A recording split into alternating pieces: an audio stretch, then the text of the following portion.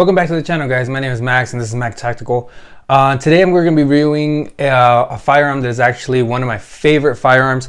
It's a firearm that is actually a very good, very well made budget firearm, and that's going to be the Smith & Wesson SD9 VE.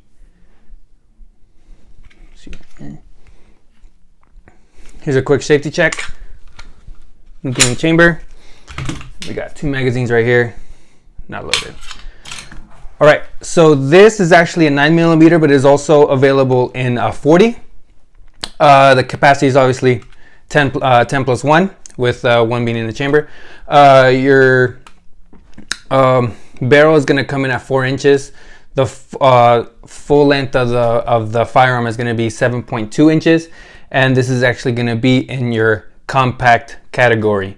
Now, this firearm actually does not come with very much right out the box. It literally comes with the firearm, your 2 magazines, and a magazine lock.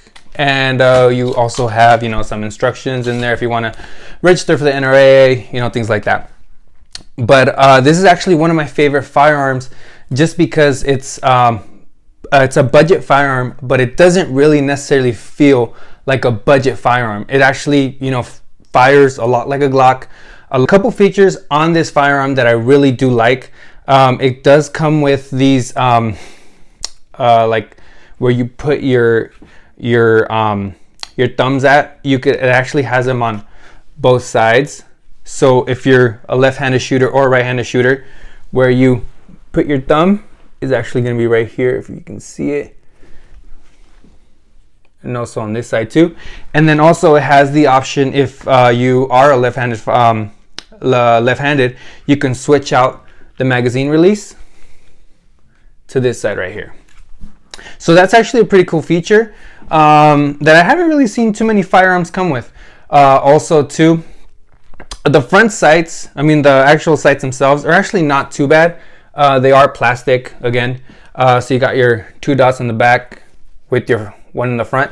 But actually, if you want to switch them out, you can actually switch them out to MMP sights.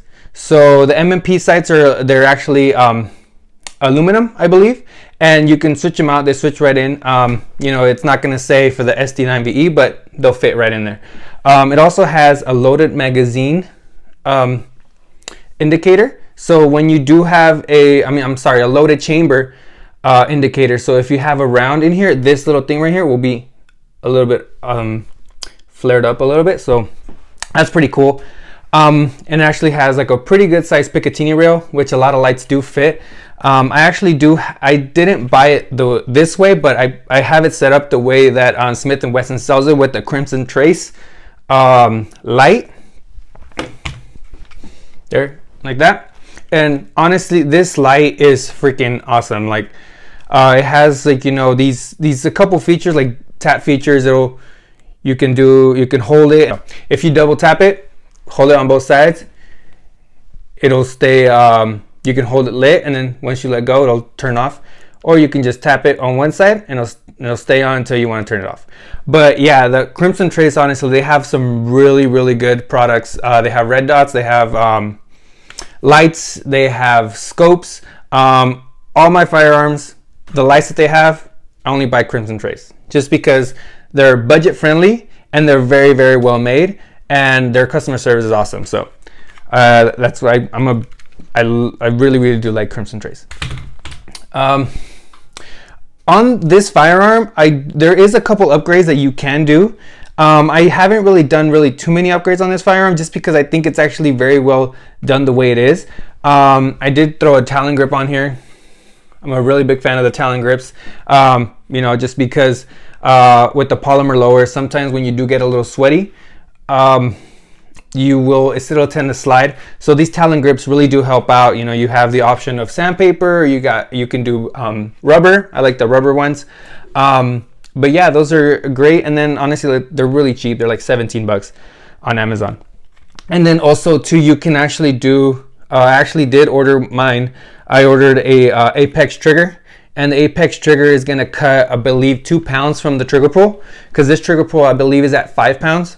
So it'll take it down to 3, which is actually really cool. So I'm excited to try that out. And then also you can also get a red dot on it. I did have a red dot on this one. I just didn't really like the way it sat with the plate. There's like a little plate that you can put where the rear side is. Take this off, put a little plate on there, and it actually kind of sits kind of funky. And it's actually made for the M&P, no, just the M&P. But I didn't really like the way it sat on here, and a lot of people said that it would sit fine, but I didn't really like it. And it does have, like, you know, your serrations on the rear and on the front, just like a Glock. It's a lot like a Glock. It fires a lot like a Glock. And then even to take it down, you got these 2 little takedown levers right here, and you bring it back, and then and you press the trigger and it slides off. And that's exactly like a Glock. And then also too, if you look at the dimensions of it, it is really close to a Glock 19. So I do believe that there was a what's it called, a lawsuit back in the day with this, which used to be called the Sigma, and the Glock 19, and I believe Glock 1. I'm not really too sure what came out of that, but because of that, we have this now. Yeah, pretty much it. This firearm is a great firearm. It's a great budget firearm. I know a Glock 19 right now is going to be what, close to $650 if you get the stock one. If you want the night size, it's going to be close to $700. This actually came in just slightly over $400, and it's a great firearm. I want to say I have like 500 to 600 rounds through it. No problems, no double feeds, no misfeeds.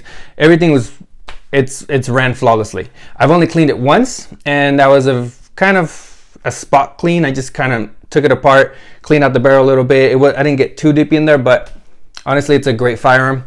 So if you're looking for a good first-time firearm, budget firearm, this is a great gun.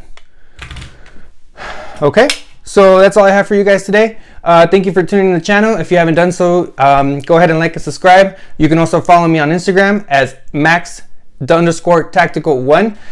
You can go ahead and I will post up there videos that are coming out. I try to post once a week. You know, I do have a lot of things working right now. I have a lot of videos that I am working on, trying to get everything, you know, put together. But if you want to see something reviewed, want to see something in the channel, just go ahead and write it down in the comment section or hit me up on Instagram. I'm always on Instagram, so just drop on by. Remember, guys, stay safe, always practice gun control, and thank you for tuning in. Bye.